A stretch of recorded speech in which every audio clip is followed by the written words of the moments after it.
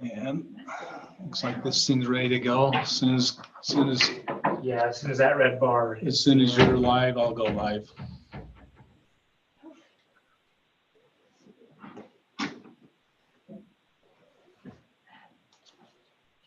Okay, boy. Looks like we're recording. Okay, here we are in the strange new COVID world. Some regular city council meeting, November 24th, 7 p.m. Welcome those who are here. We will begin with a prayer or thought by Council Member Perkins, followed by the pledge.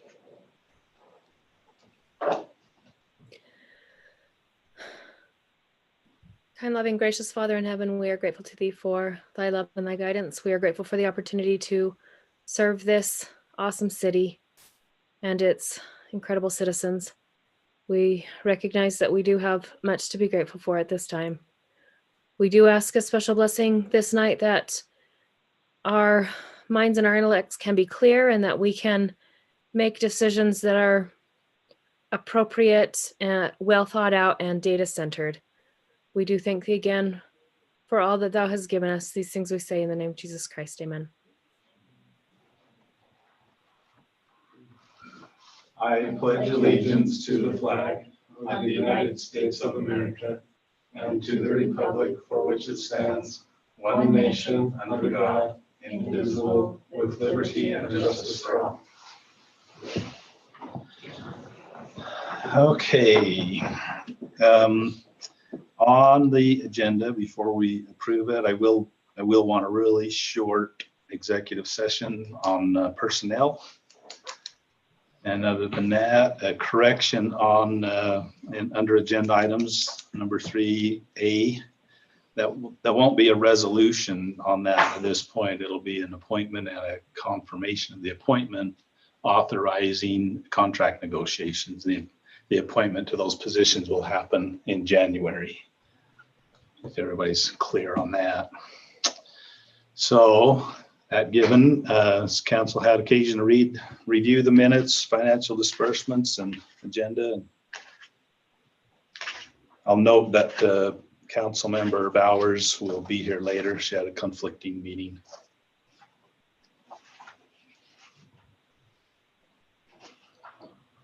I'll make a motion that we approve the consent agenda minutes and financial disbursements. I'll second it. That's Monson and Turk. Any questions, comments? All in favor? Aye. Aye. Opposed? Hearing none. So officially, when people are Zoom meeting, technically you go by roll call vote.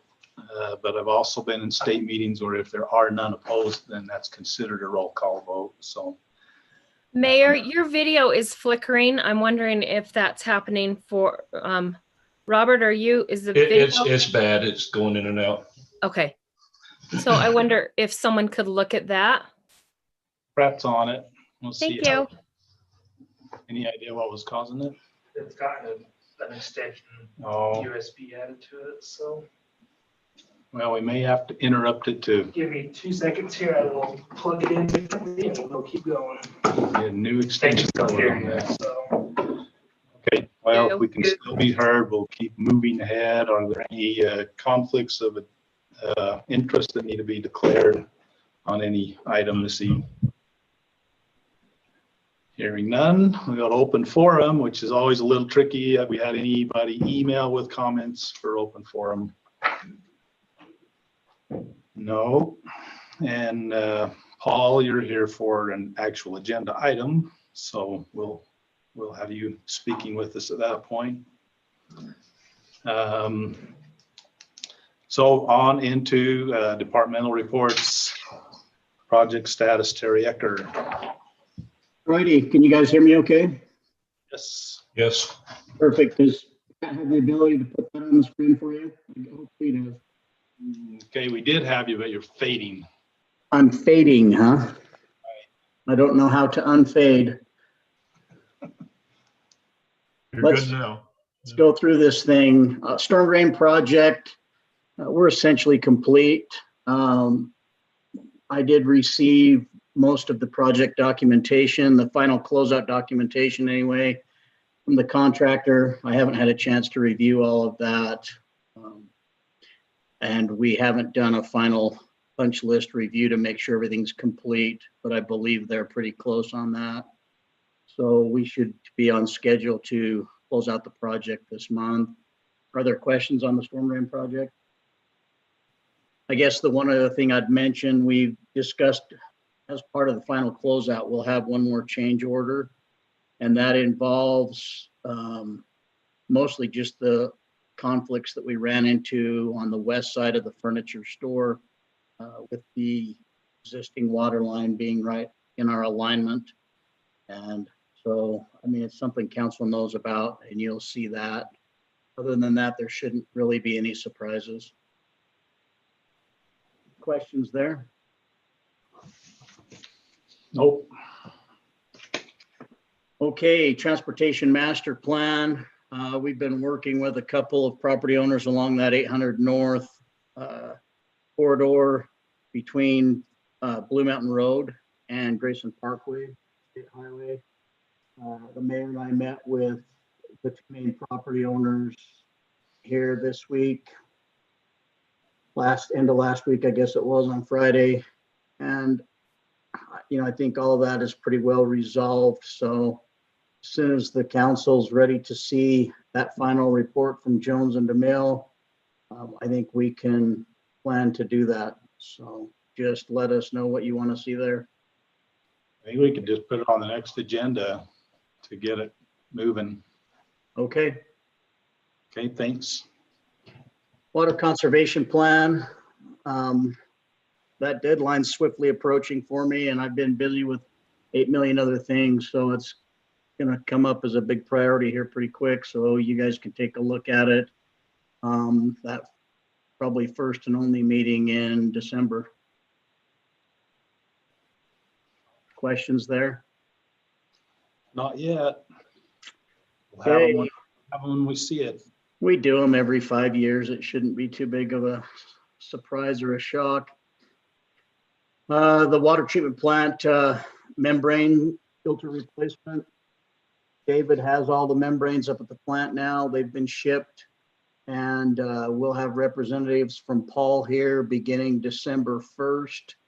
They really haven't given David a great feel for how much manpower it'll take or how many days, but I think we'll have at least a few of our crew up helping swap those out. And then we'll have, you know, it can't take too long. One thing David brought up to me that none of us have considered, probably an additional cost we're gonna be looking at, is what are we gonna do with the old modules? And we hadn't considered that. I think probably just have to have Waste Management bring a roll off up and get those hauled off. So, well, probably the San Juan County, I guess it wouldn't be Waste Management. Assuming there's not any particular technical disposal concerns, right? Just go to None the that rate. I'm aware of. It's just plastic and, yeah, Okay. yep. Any other questions on water treatment plant? Okay, and the dam site feasibility study, I mean, Jones and DeMille, we turned them loose on that, and, you know, it'll be a few months, I think, before they have anything. And I've talked with one of their engineers a couple times. He's just been asking questions and gathering information so far, as far as I know.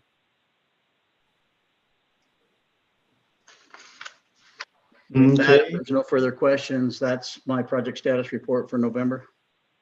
It's kind of leaning out. We got to find some more stuff for you to do.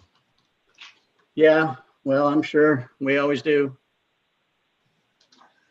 Okay, thank you, Terry. Financial status report, Kim Palmer. Okay, Pratt's bringing it up on the screen.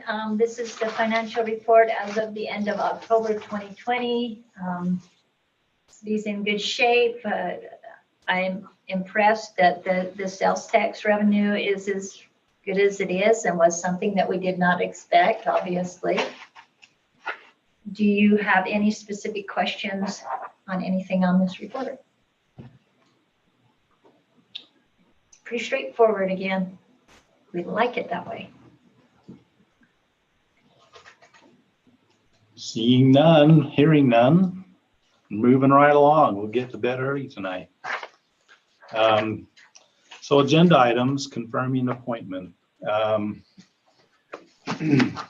So the hiring of a new city administrator is done as a mayoral appointment with advice and consent of council. And considering the weight of that appointment, and I went back and looked at a bunch of old minutes of the city council, and I personally know every mayor since 1954, and one of the ones prior to that. There was one gap in between.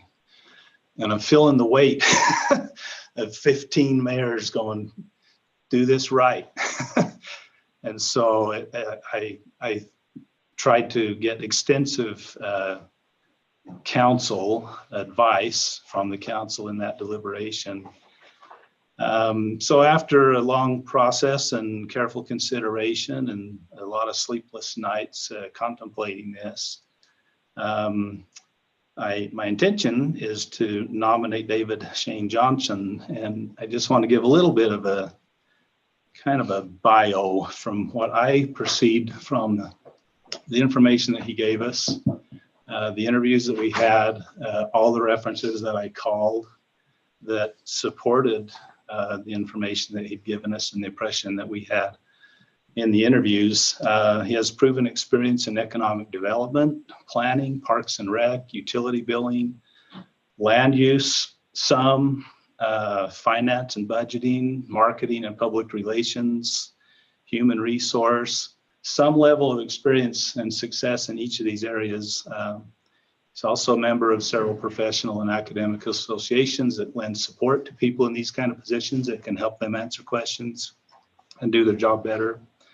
I don't know if he bleeds red or blue, but he has a master's degree from the University of Utah and a bachelor's from BYU. So either color that he bleeds, he'll probably still find friends around here that we bleed both colors. So it is my pleasure to appoint David Shane Johnson as the city administrator for Blanding and ask for the council to approve the appointment and authorize me to enter formal negotiations for the contract.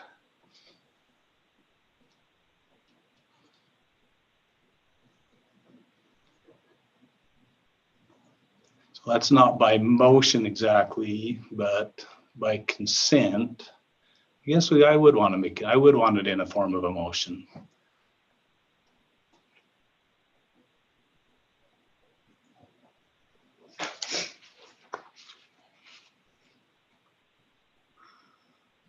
It's kind of quiet. I had 5 people supporting David when we talked about it.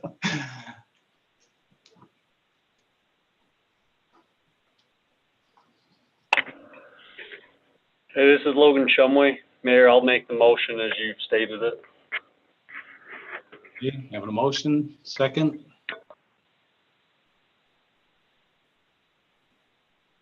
This is Katie. I'll second it. Motion and a second. So are there any questions on the motion or the second? So I will do this by roll call vote so that we're very clear what each vote is as it comes around. So starting with Councilmember Turk. Support it. Councilmember Perkins. Yes. Councilmember Monson. Yes. Councilmember Shumway. Yes. Councilmember Bowers. And I just want to read a brief statement if that's Take your okay. time, yeah. So I first want to make sure this is understood. This has nothing to do with Kim Palmer or David Johnson, but I just want to make a brief statement. I can't support the appointment. I can't vote yes.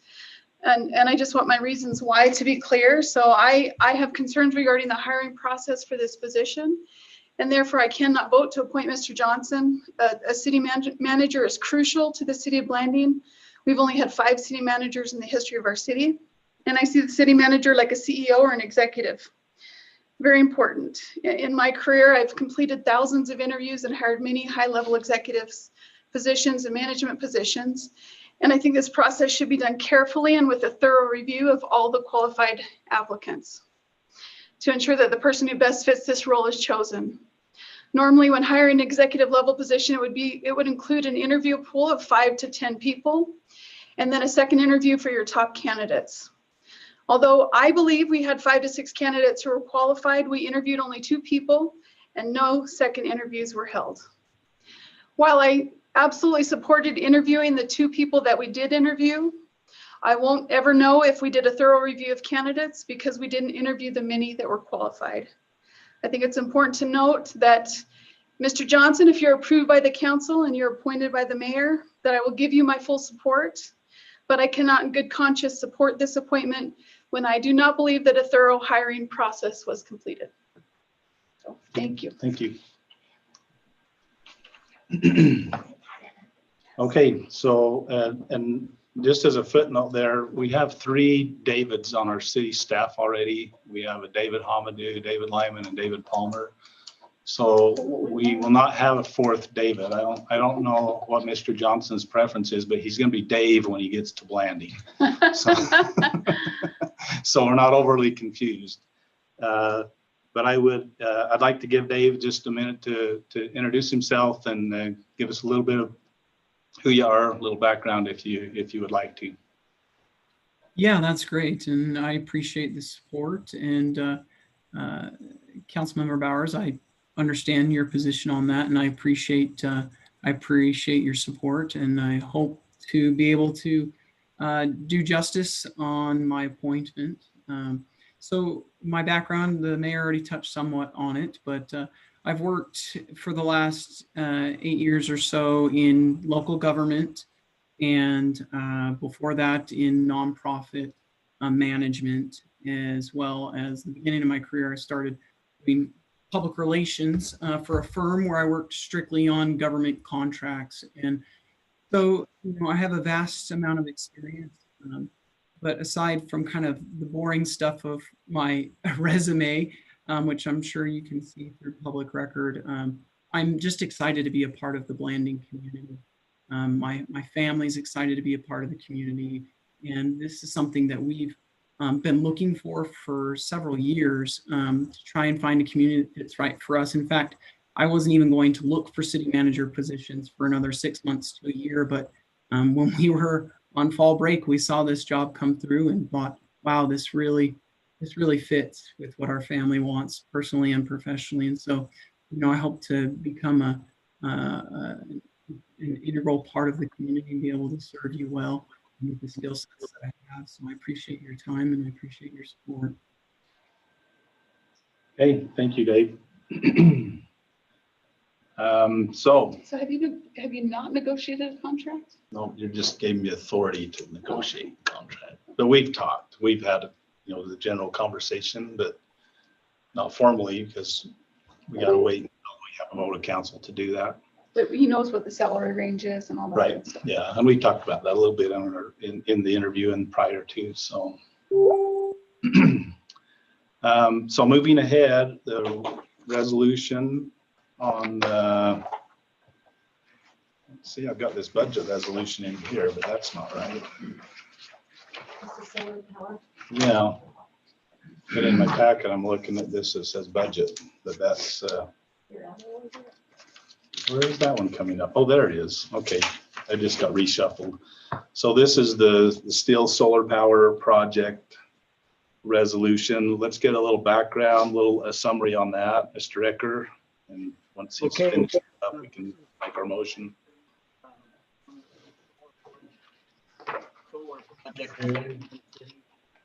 Did we lose you, Terry? No, I think I'm good. Are you not hearing me? You're back. Okay. I didn't know I was gone. Sorry about that. So this is a resolution on the Steel Solar project, and that's the solar project that's located in Brigham City. It's a 40 megawatt solar project. It's a 25-year project. And so the resolution is to, so this project will be ran through the FIRM project at UAMPS. On these smaller projects, they lump them into the FIRM project, which just allows smaller projects to fit within one contract through UAMPS.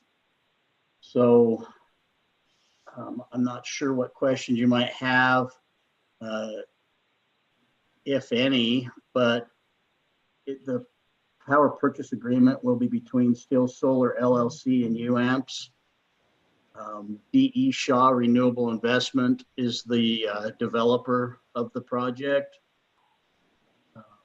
The pricing is $31.45 a megawatt hour. And the one thing I didn't know about this project that was new to me, for the life of the project, there's a $10,000 per year scholarship for high school seniors from UAMPS member communities. And so any student who's going to a 2 or 4 year college that's interested can express interest in renewable energy development in Utah. And just by expressing interest, that's the one qualification that they have to meet. I'm sure they'll look at other things as students apply for the scholarship. Are there any questions on this resolution? Well, as I read through the whereas, the feeling I get there is that we're participating in this and we want to because it helps fulfill some of our green power. But if we chose not to support this, would we just be out of this project, or is this really just a rubber stamp of our previous commitment in the UAMPS organization in the first place? Well, no, we've signed up, and based on their recommendations and our needs as a power company, we've chosen, if you go to the Schedule 1, it's further down, Brett, if you're running that, it's just below the resolution. Page 24 of the document shows the schedule, but our entitlement is 1.62%, which is 646 kilowatt hours. And so that's the amount of power that we want to add to our portfolio. We're not going real deep into this since it is a, variable power resource. We only have it when the sun's shining, but it helps with some of our peak loading. Okay. Hey, Terry, this is Logan Chumway. So Yeah. what's how long, so that price, it has it listed as $31.45. Is there a timeline attached with that? Like, what's the life of this? 25 years. So it's 20, so it means, sorry, Yeah. go ahead. So this should go online roughly December 2022, and we'll be able to buy, that amount of power at that price per megawatt hour for that time period. Now, that doesn't include transmission. It doesn't include other costs. That's just the energy cost. But, there's administration through UAMPS and those costs along with the transmission. But yeah, that's the cost on the project. For the duration of 25 years. Yes. Okay. Any other How does it questions? compare to the other forms of electricity that we purchased, the price? Oh, it varies. We're paying more for the wind power at Horse Butte. We're paying, it's fairly economic. We're looking at $55 a megawatt hour on the carbon-free power project. But of course, that's power 24 hours a day. That's the problem with the solar, is you can't count on it all of the time. But it is a little bit cheaper than some of our sources. I'm not 100% certain exact, without looking it up, Carol, on where we're at on Colorado River and San Juan. So are we I mean, is there any reason not to do this? I mean, this seems to me like it should be, I mean, we want to be able to buy power at a low cost, and that's what this does, correct? Is there any downfall to it, I guess? Yeah, we've already committed to do this. This is just a formal resolution at this point. I mean, I didn't even ask. I assume we could back out, but there would be no reason to do that. Thank you. Yep. So, Sorry, I was just gonna say, I'll make a motion to approve resolution 11-24-2020-1. The resolution authorizing the Still Solar Project transaction schedule under the mapped firm power supply agreement with Utah Associated Municipal Power Systems and related matters. and I'll second it. That was really good to read all No, that. it's so good. I appreciate it. And you could say as cited. Yeah, But I yeah, got that was there about amazing. halfway and I was like, I was. You got all the words in. It was awesome. Good job. Any questions on the motion? Now, this was Monson and Bowers, right? Yes. All right. Any question on the motion? All in favor? Aye. Any opposed? Hearing none opposed. Moving on, CARES Act distribution. Who's running with this? You run with it, and then I will pipe up on the points that you and I have had extensive discussion on, because you're going to be more fluent in what you've typed up here. Poor eyesight. I am truly hoping that you guys took some time to look through this, because I have worked and Pratt has worked. We have run furiously for the last week trying to come up with good hard numbers, which is what you requested us to do at the last council meeting.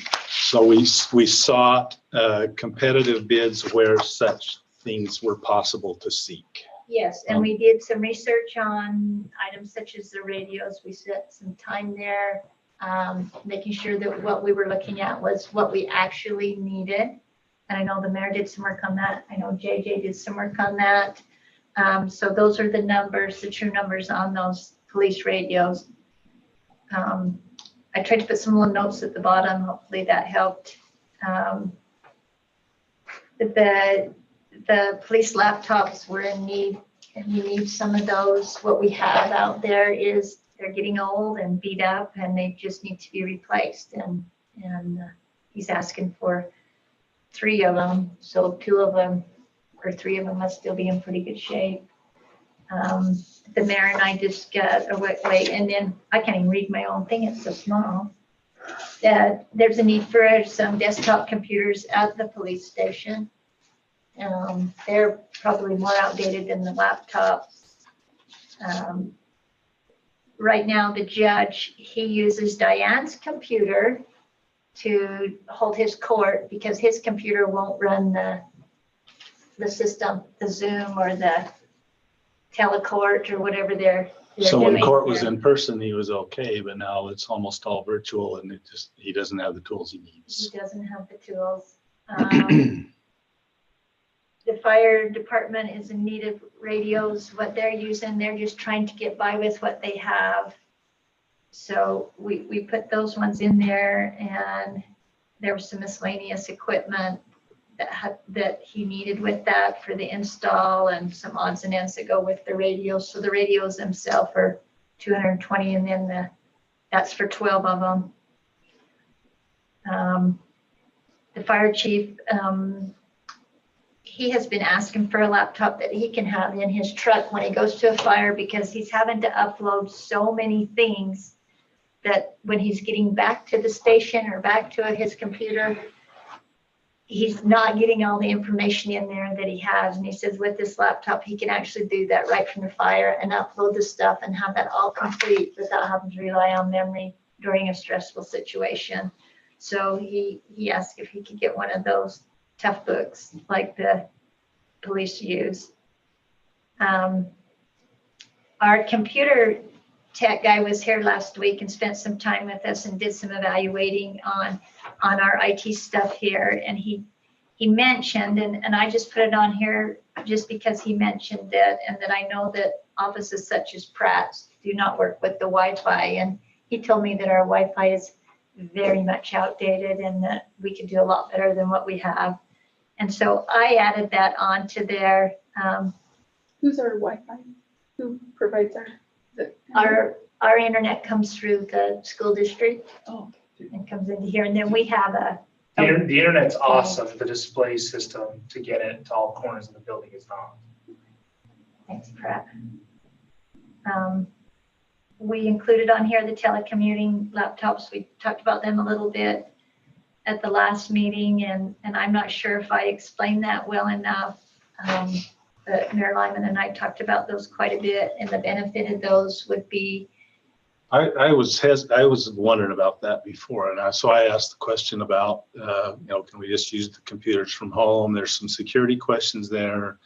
The fact that because of our new world, we are going to be required to have people work from home, and they need that level of security, that a system that is within our system. I kind of came around on that, where I understood what was driving that was really our new situation, where people are going to have to work from home, whether they choose to or not. We will request that they work from home because of the situation we're in with COVID and whatever else follows that. So my next one on that the video conferencing screen is, the way it's described, I'm picturing a big TV and not like this whiteboard screen, but this is what it is an upgrade of this. You have one of two options. You can upgrade this, or you can just get a giant monitor, which is a TV screen. And what does this one do? I mean, we've never really Give you a used lot more the square footage. onboard features of this one, writing on it and all of those things. So that, what you're saying is we're not using that, so Yeah. get something simpler. Is that our thinking? Brighter, clearer, easier to see. And so the maintenance on this one is driving our thinking towards replacing it. It's a projection screen, and it's going to have bulbs go out, which are how much each and how often. It's not so much as often, but they're expensive. You're looking at $500 or $600 just for the bulb, and then the system itself, I would say, close to 10 years old. So in the computer world, it's relatively old. and there'll probably come a time where we won't even be able to get the lab. Yeah, and we currently don't really even pay for the software. If we were to upgrade this, I'm sure we would then have to upgrade the software as well. We run kind of a free version. Mm-hmm. Yeah, So, okay. So Al, I mean, what's everybody feeling about that? Do we keep running with this, or do we do something a little simpler but maybe cheaper in the long run? And hard to evaluate that exactly. I think now's the time. We've got this funding. I think that's an appropriate use of the funding. And I like the entire list. Yeah, I think it's well done. yeah, I like that whole list too. And I went and researched how this money should be spent, and we're spending it the way they want us to spend it. I think, yeah, I think we go with this. I'm supportive of it. Okay, this is Logan Shumway. So I have serious concerns with this, spending $10,000 for gift cards to local businesses. Again, not that that's bad, but I don't know that that's, I don't know how anybody could say that that's the role of the city in these types of funds. I don't know how that would be decided, where that would be spent. That seems like I don't know, there's no appropriate way to do that. That's just not, the cities we're not in the business of making people feel good, or a party planning committee, or, I don't know how to get this across, but it's goods and, essential services. That one just, I can't get on board with that at all. So can anybody, explain to me how that is appropriate? Okay, I'll speak to it a little bit. I share some of his concerns about where we're picking who wins and who loses, and where the money ends up, and who it passes through to get there. And all that's really uncomfortable to me. And that is one reason why we have not done a program where the city is evaluating applications for COVID money. We're just not in the position or have the mechanism to do that. And the county is and has, with vastly more numbers of dollars than we could have contributed to it. So as I look at this, if we choose to do this, which would be a decision of council. My recommendation would be that we go with what the county has already approved for blending businesses that falls under the rules that have been established. So we're not the ones making that judgment. It's already been judged through a process that's been approved by the state and federal government that are administering all this money out here. So the process is approved. The businesses that would benefit from that have already been approved. So they have made that determination of who's had the impact. And as far as how we get the gift cards distributed, that's another question. If you throw it out on social media, the 20 people that happen to be watching that are the lucky winners. And my thought was to throw in every residential utility bill number and do a random draw so that everybody in town has an equal shot at whatever we're doing, so that we spread the pool out to 100% of the people that we're, as best we can, that we're representing. Some businesses that wouldn't make any sense. You know, you give me a gift card for certain businesses that I don't need their services. So if we did a gift card for those that are retail in nature, and then another portion of the money just was paid directly to the businesses the way the county did it, following their model or their proportions, something along those lines is what I'm thinking, to spread the pool out, use the county's method of picking and choosing so that it's been done according to a process that's been approved. So that's kind of where I am. If we choose to spend it, I would want to do it that way. So Logan, I have had kind of the same concerns that you have, that this seems really awkward. So I did some snooping around to see what other communities were doing, and I actually watched a video of a community actually doing the actual drawing. And they were doing very much the similar thing to get the money into the hands of businesses rather than writing a check to the business to support them. They were putting it in the hands of the community to do that for them, and then both benefited from those dollars. And so, I mean, I feel kind of okay with that. It's not my decision, but I feel like it's all right. Pratt sent me a list of the businesses that have been approved for some of the programs through the county, and there are 24 businesses on there that we could look over and select to participate in this. But it seems really awkward, but it is one of the ways we can use those funds, if that's what we choose or you choose for us to do with it. Okay, thanks for the I don't know, commentary and feedback on that. Did we look at of using the money towards our utility companies, towards those businesses? Did we evaluate that? Strictly forbidden. One thing You we can't can, do that. We found out that we can't do that. I read it. It's Okay. very, you can't just give people a discount because you Okay. have to identify the need. And that's why the business thing, as odd as that feels to us, the need has been identified through the process the county did. They've been quantified and qualified as a business that was heavily impacted by COVID. Therefore, they qualify, but our utility company does not qualify to give a discount across the board. They actually specifically mentioned that in the Okay, question. good to know. That seems strange based on we can do it for the police, which is good, but that seems strange. But yeah, okay. Well, if we looked at it, then that's all I wanted to see happen.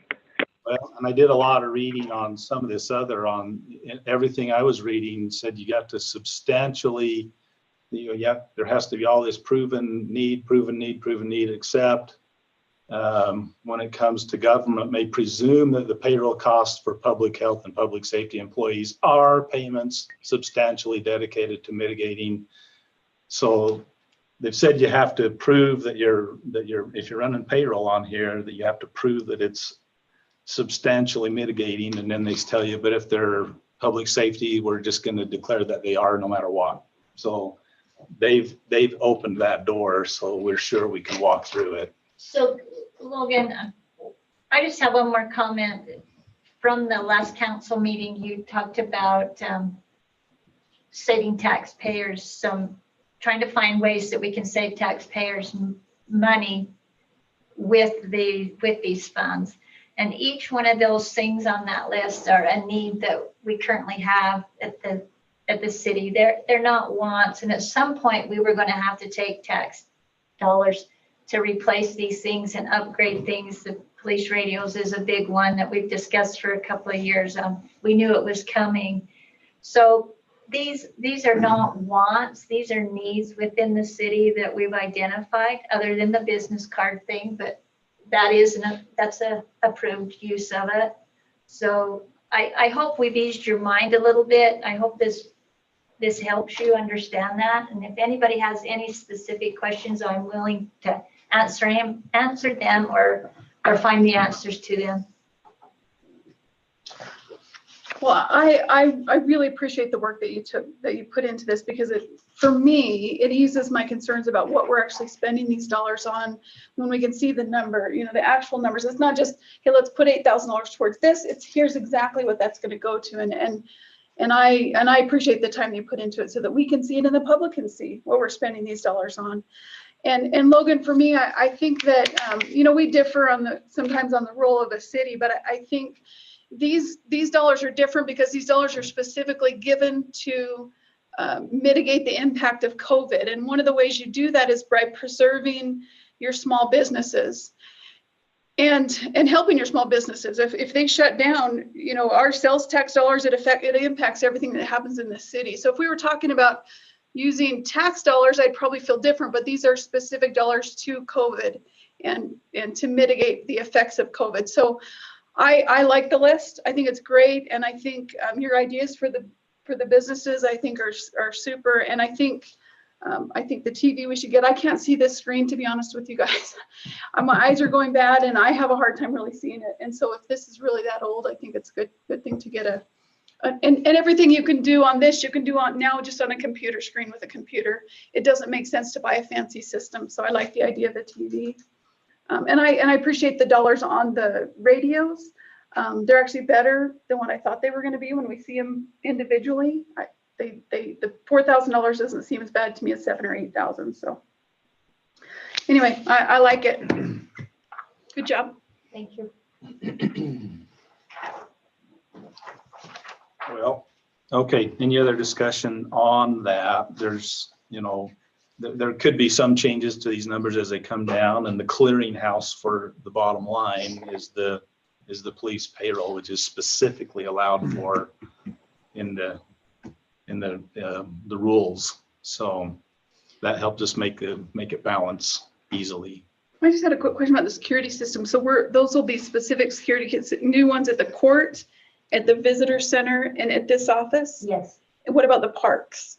We didn't put anything in there for the parks. As you can see, those amounts right now are There were quite a lot. Yeah. We really need to do something at the Justice Court. I can't say. The Justice we Court need to is do something there. job one, and the one here I kind of wondered about too until you keep coming back to the craziness of COVID and just saying somebody's left alone here because of the effects of COVID, and what are the chances of a crazy person coming and landing and causing some grief? But strange things do happen, and when we have people that are here alone sometimes, the chief's over here saying you have no idea what kind of strange things happen. We see that in summary on the police reports, but so does that include putting cameras up throughout the building, on the outside of the building? What is that? That's $11,000 seems like a lot when you can put up a Ring camera for like $500. Okay, So for this, and I have the bid. He actually sent that to me. Our IT guy actually brought in someone that does camera systems, and he sent me a detailed bid that I'd be really happy to share with you. But he would, on this building, he wanted to make sure we had a camera at each entryway. If somebody is up front alone and this back door isn't locked, you don't know they're there till they're right behind you. So it was there, and then we had a couple that we placed here. He recommended that we put them at the entryways. He suggested going upstairs, and I said, no, I don't think there's a reason. I think this is our main focus in this building. And So I'm not exterior. quite sure. at the court, he put him around the courtroom, and then she asked if there couldn't be something outside so she could actually see who was coming before they came through the That's door. a good idea. So we're trying to secure up some of that stuff, and maybe when we start looking at the exact details of this, we won't want to go. Some of it I thought was maybe overkill, but I wanted to really look and understand why this was the recommendation. And I haven't, so we haven't had time to go over that with them, and we may be able to par it down some to say, okay, this is adequate, and that's maybe overkill. And So we that have- was the okay. discussion I had with him when he left. I begged him to get me those numbers by today, and he actually got them to me yesterday, so. So you feel like this will be the max, but we may be able to cut it back Uh-huh. if I think so. we don't want it. Okay. Mhm. And then it'll just go More to detail. police salaries if that happens. Yes, Okay. whatever's left, we can shuffle into there. Well, okay, just by nodding or thumbs up or whatever, are we good to move forward where we are right now, knowing that some of this could draw back a little and it would slide into police? Okay.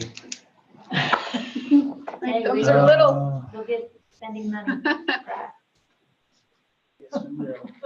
Okay. And this has to be spent fairly soon. I mean, Yeah. we're like on a crunch with. Now most that of we, this. you're okay with this, I do the report and the request back to the CARES Act state guy, I can't remember his name. And ask them to extend it for us till the end of December, and then we will have to get it spent by then. So we're gonna be a little bit crazy for a few weeks, but I think we can work with. Well, we can prepay on a contract for Mhm. something if the money actually leave and not just be committed, right? Does it actually have to be spent or can it be committed? I'm thinking they might Yeah, I want, gotta work with him to see how he Okay. wants us to handle that.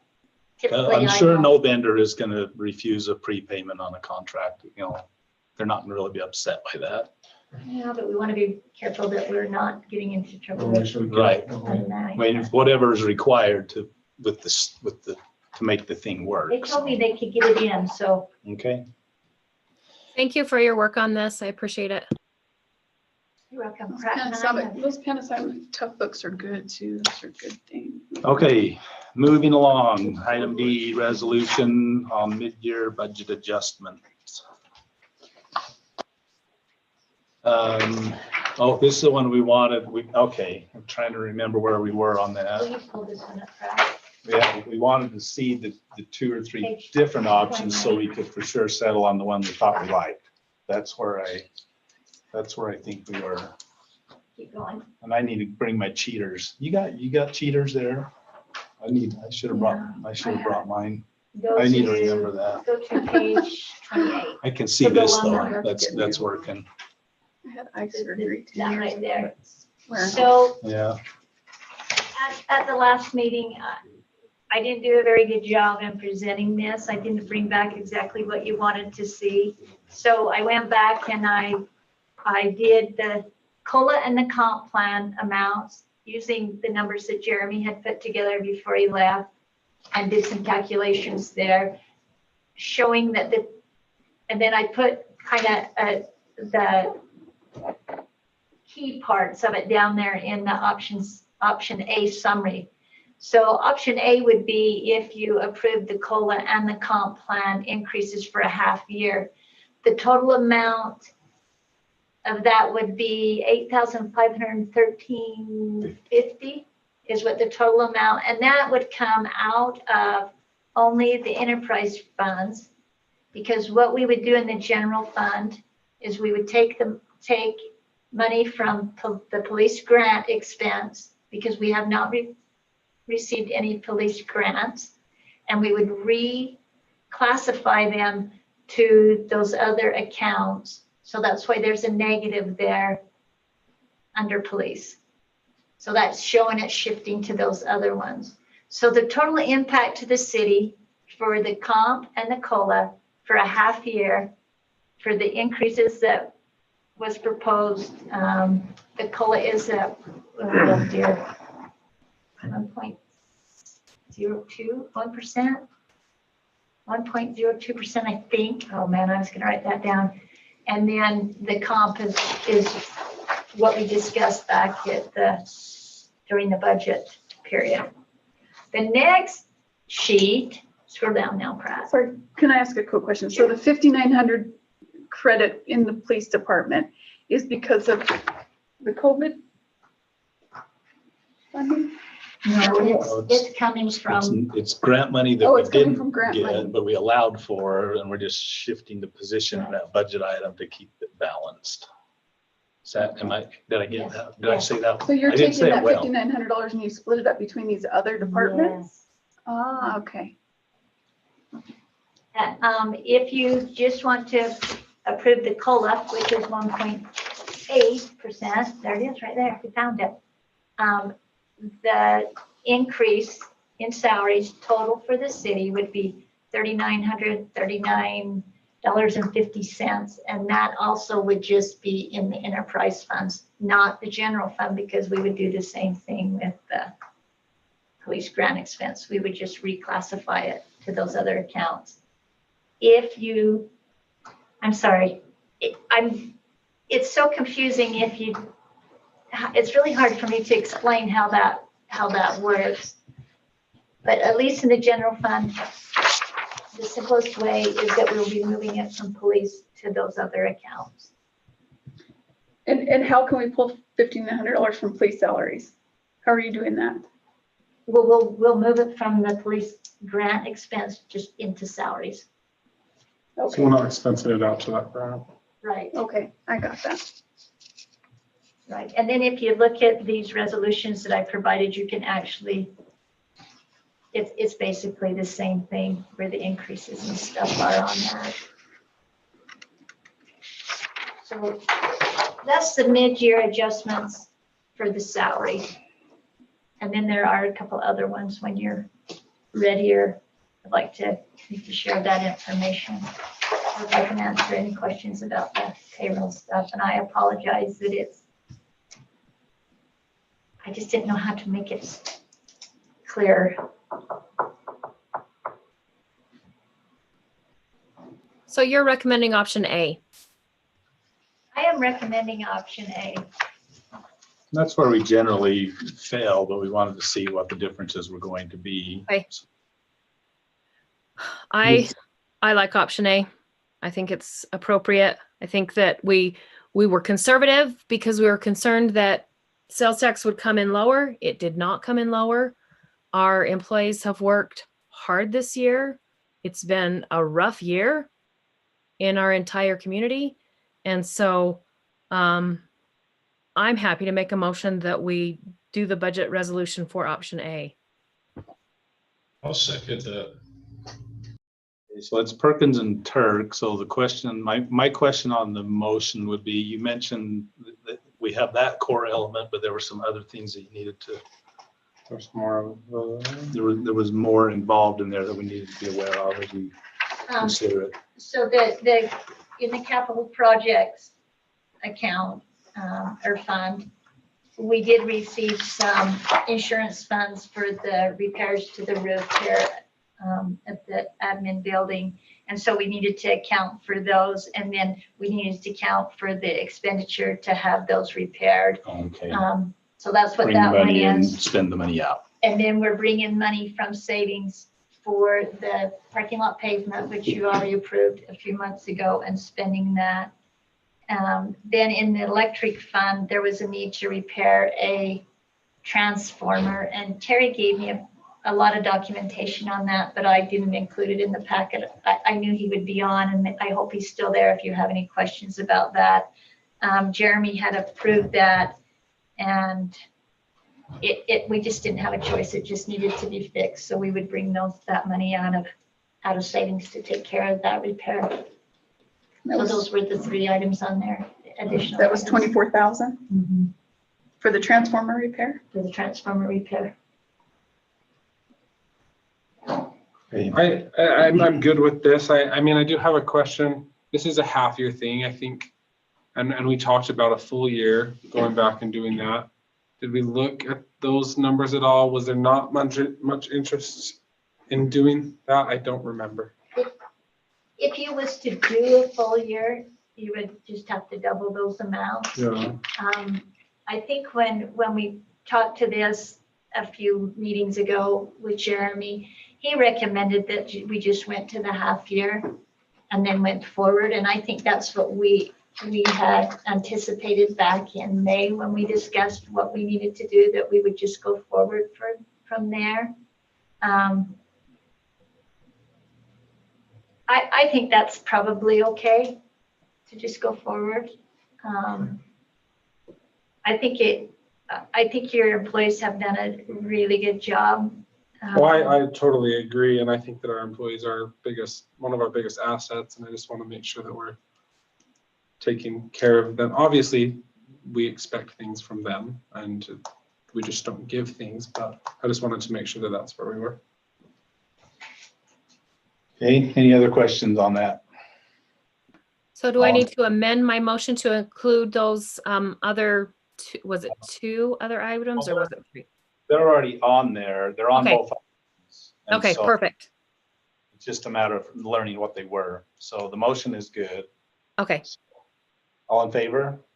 I, Right? aye. Any opposed? Okay, you got your resolution in there. So I left this San Juan County interlocal agreement under an agenda item, but it's kind of has become an information item. Just because there's some discussion with the county on this. So in the nutshell, they didn't pass through the TRT because of all the confusion of COVID. And we've had our discussions about why we thought probably they should. And so I had written a couple of letters to the county asking them to look at this, and I got a response. I'll email that out so everybody can see what we got back from MAC. But the essence of it is that the county is saying that they feel because of some changes in the Utah code that it might not be legal for them to pass through the TRT anymore, and that they're not sure that we have done a full and accurate accounting of the funds that we have worked with in the past that were passed through. However, we have advice from the state auditor that says there have been no changes in the Utah code relative to TRT. There are some minor changes contemplated maybe later this year or next year. And so there has been no change of code, and we submit a detailed accounting every year of every penny spent, and we can document the success of the programs that we've been involved in. And so neither of those things is true. And so I will keep engaging the conversation with them.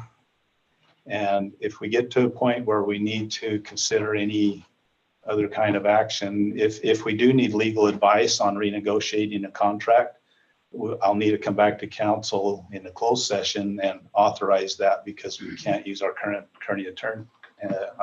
city attorney in that negotiation, because he would be representing both parties and he can represent neither party if we don't see eye to eye. I'm hoping we can arrive at an agreement with the state, helping us facilitate that and preserve what we have pretty much.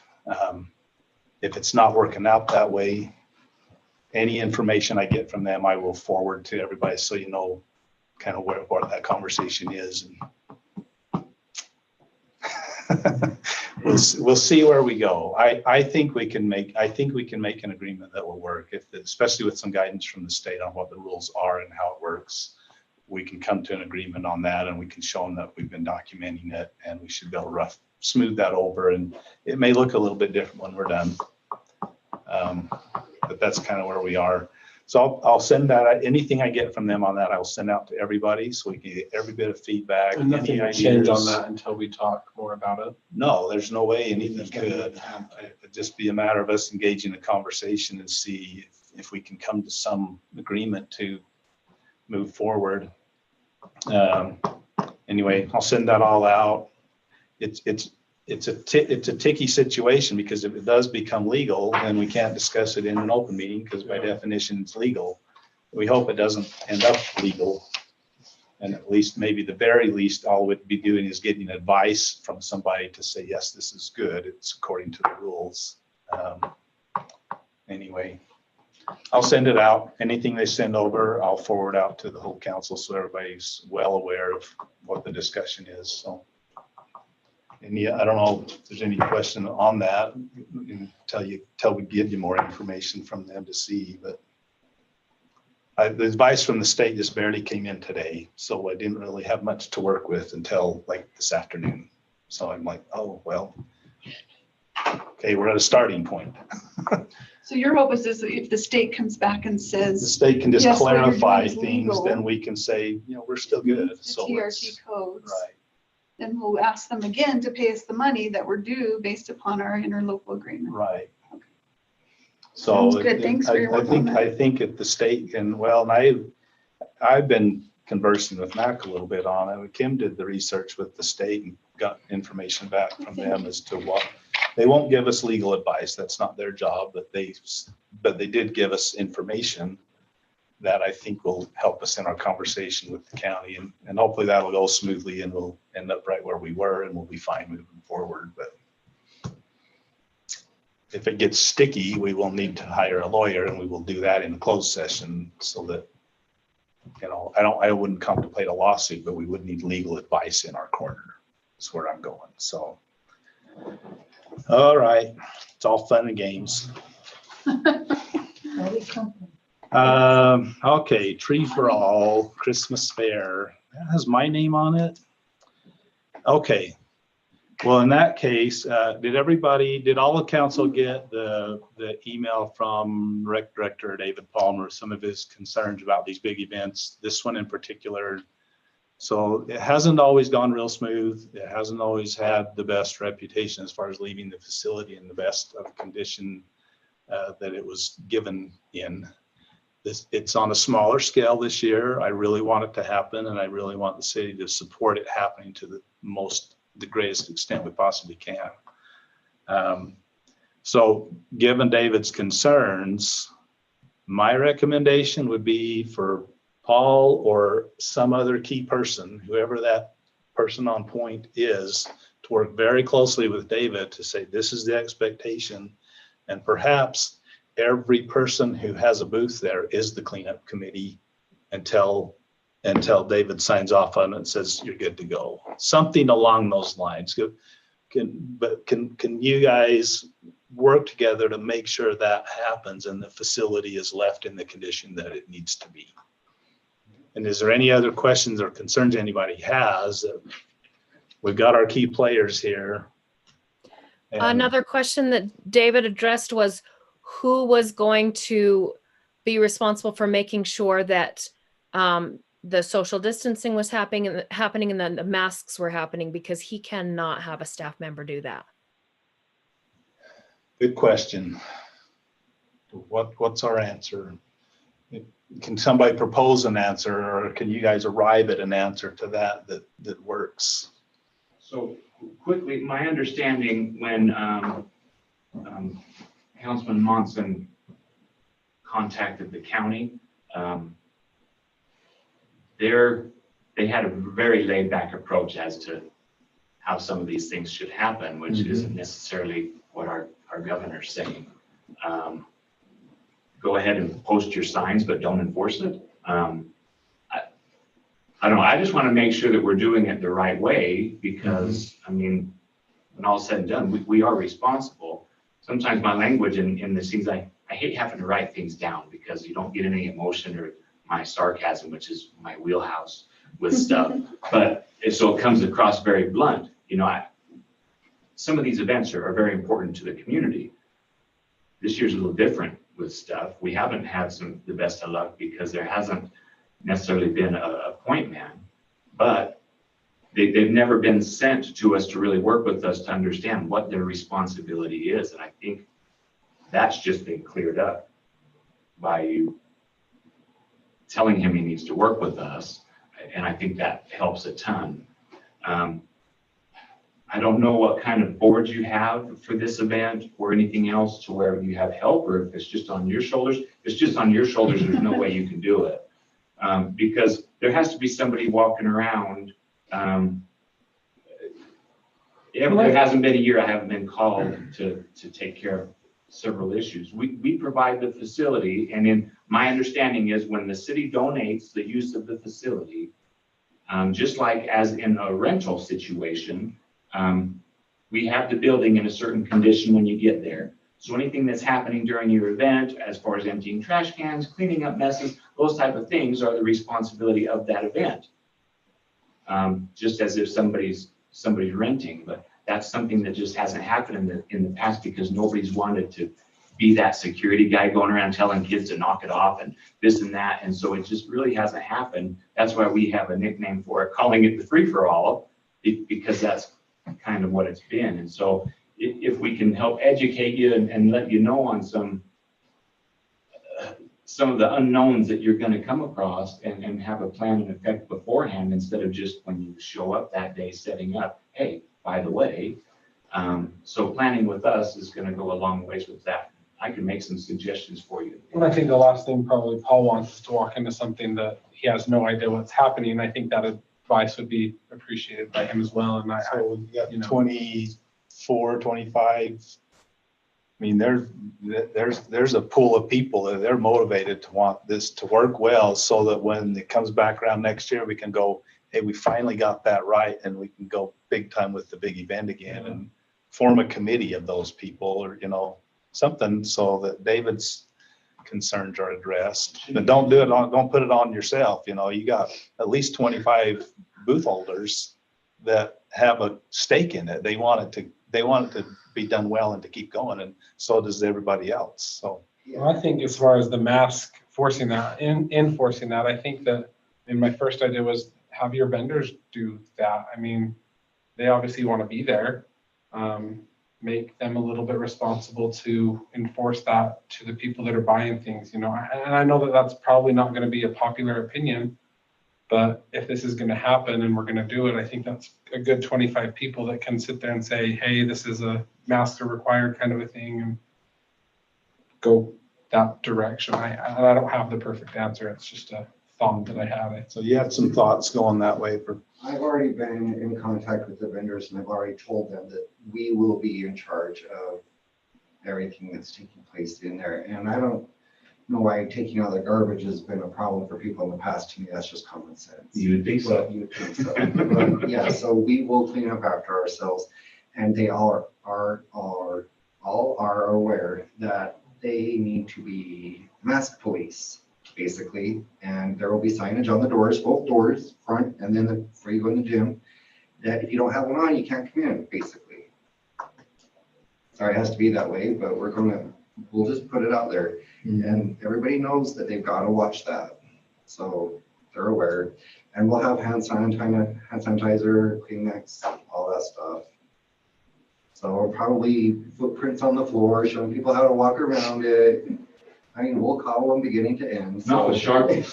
Well, I think we're missing a little bit the discussion that the city attorney had with us, and that is that we also the city becomes, We're I can't remember, a a sponsor, which means we do have some responsibility for enforcement. The city does.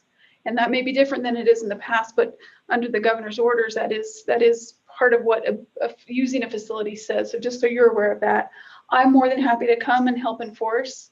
And I want to thank you for the work. They say, yeah, get a committee together. It's not that easy to just do that. There's people who don't want to be a part of the committee. They want to show up and they want to be able to have a good Christmas event. And so the work that you've done, this has been tremendous. I know you've met with Kirk.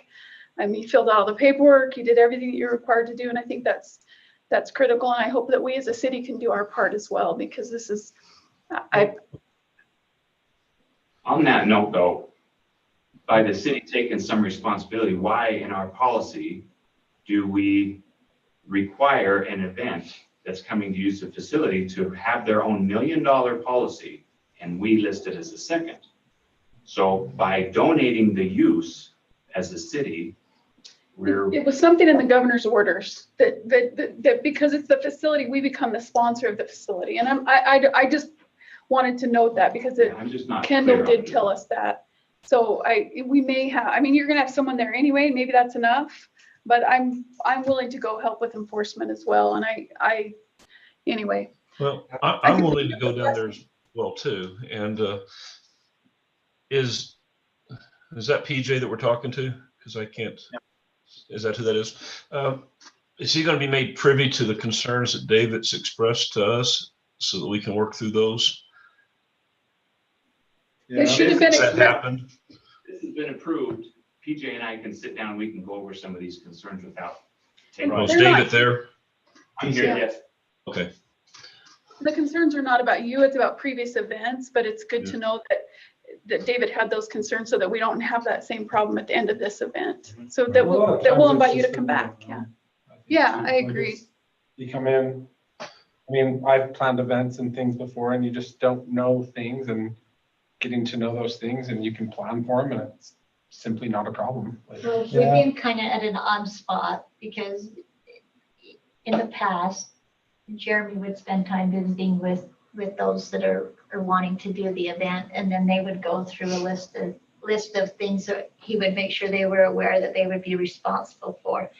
This event hasn't always come off the way that Jeremy had discussed things with them, but that happens too. And so I think there's kind of been a breakdown of communication, but I think if David and PJ can work together and so that everybody's kind of on the same page, maybe that will help this time. I did speak with the insurance and they told us that we just need to make sure because we will be a responsible party because it is our facility and we are covering the insurance to make sure that the guidelines are followed and that the health department has signed it off. If they have signed it off, then we're pretty good to go. And I am really glad that you did pull the protest part off because when I asked him about that, he told me to run. So I'm glad that came off of there. So I think we'll be good to go as long as you're posting stuff and we are following the health department's recommendations. Well, and Cheryl's point that not everybody wants to be the committee is everybody, it's the little red hen, everybody wants to be there, but nobody wants to do it. But if part of the responsibility of the booth is remind people about the masks, ask people about the distancing, and be there till the place is cleaned up. That's part of the booth agreement. That's not the committee. That's your booth requires you to do these three things. And they'll step up. These are great folks. They get it, And they may turn into a committee in the future. That's what I love about this is you're putting more responsibility on these vendors. And I think that's a good thing because maybe they will be more willing to come back next year and the year after and be part of this group to keep this event going. So I think that's positive that they're holding some responsibility for the way the facility ends up in the end and all of those things. I just need a little bit of clarification. Do we need somebody at the door monitoring for masks and stuff, or can it just be as people come through, vendors at their stations can monitor at that point? I don't know if the governor's guidelines specifically say this is where you have to be. I think it's more of Has to be signs on egress enforcement. points. Yeah. Egress points where you come and go. There has to be signs on doors that are open and people can go through. Okay, there'll be that for sure. And if Robert's willing to come and I'm willing to come, we can make sure that, if there does need to be somebody at the doors, if people are coming in without masks, then we can help there. And would we want to open up more ways to get in and out so we don't bottleneck? That is something in the past that was deliberate. They wanted to kind of force people in around booths, things like that, because that was the whole purpose of them doing that. They each paid money for a booth and they want to get the best traffic past their tables as possible. So it's been deliberate in the past. They didn't want just the people coming in to watch their dancers and the entertainment and Santa and other things to bypass the whole booth situation. And so that was a very deliberate thing. Now, this is going to be a little bit different this year because it's strictly booths. They're not going to be the entertainment We things, may right? have a Santa Claus. I just found out the other day. But that's why I wanted to bring up the serpentine thing on the floor, so the flow of traffic is controlled in around and out. So all the booths get seen. It's fair, it's in, around and out. Because if we open one door and they go out an opposite door, if you get people past your booth twice, that's the whole point of your event. You want to sell as much as you can to make it worth your while for paying your fee for the booth or whatever. I'm just thinking business minded here. If I want people past my booth as many times as possible. They may not buy something on the first or second time, that third time. So I don't know that we want to open for our big basketball events that we're doing right now. We are exiting in a different thing, but it's not an event like this. That's strictly crowd control. Yeah. This crowd control you actually want. Your crowd control is a good thing. You want to keep people there and lingering. So that's I don't know. maybe something we ought to come up with. But it is a different year. People are coming strictly for the booths. And I think So- to me, I Well, think you we leave should that to the come health department. I mean, I don't know if that's a decision we would necessarily need to make. If they say we need to do that, then let's do it. But if they say no, then, I mean, if they sign off on the plan, how it is, I think that they've signed off on it and we're okay. Well, yeah, I agree. If the health department is saying that this is the way you're approaching this and this is what you're doing to ensure compliance, and then we do it, I think we've covered our bases. So that conversation will then go to you guys and you can line that out and say, here, this is the expectation, and we'll have a clear understanding. However many of your booth people can step in and help you with that. You got 2 council members who are gonna be there, and Okay. I need to make one small change on the time, and that's my mistake. It's Friday, 4 to 7. I'm going to start an hour early, so if anybody wants to avoid the crowd before everybody gets off work, then they can come an hour early. So it's 4 to 7, not 5 to 8, and then 9 to noon on Saturday. And Boy Palmer, can I just say his name?